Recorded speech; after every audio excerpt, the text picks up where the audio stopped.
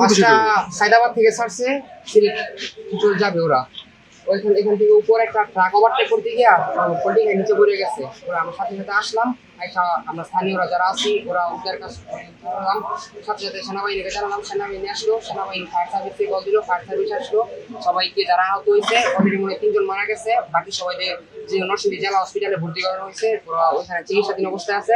যাদের অবস্থা বেশি খারাপ তাদেরকে ঢাকা পাঠানোর ব্যবস্থা করা হয়েছে। যারা আহত হয়েছে তাদের অবস্থা খুবই খারাপ। বাসের নাম দিগন্ত। কি পরিমাণ যাত্রী ছিল? বাস ফুল ছিল, ওদের সাথে কথা হয়েছে, বাস ফুল ছিল।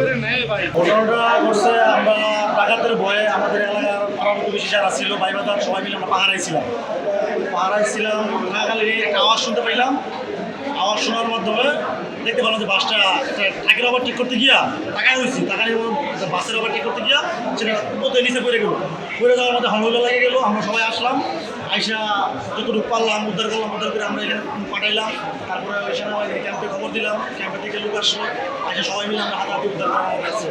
তারপর হাসপাতালে আসলাম, নাকি চিকিৎসা নিতেছে না, ডাক্তার নার্স নাই। আইসা আমরা দ্রুত চিকিৎসার ব্যবস্থা করবো।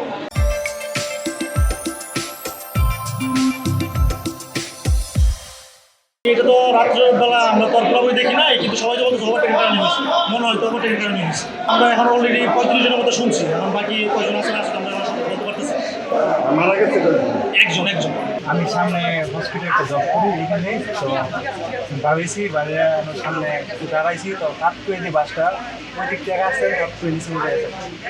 তখন আমরা বন্ধুরা সবাই আছি, আমরা বাইরে সবাই মিলে গিয়ে আমরা গিয়ে কিছু মানুষকে উদ্ধার করছি।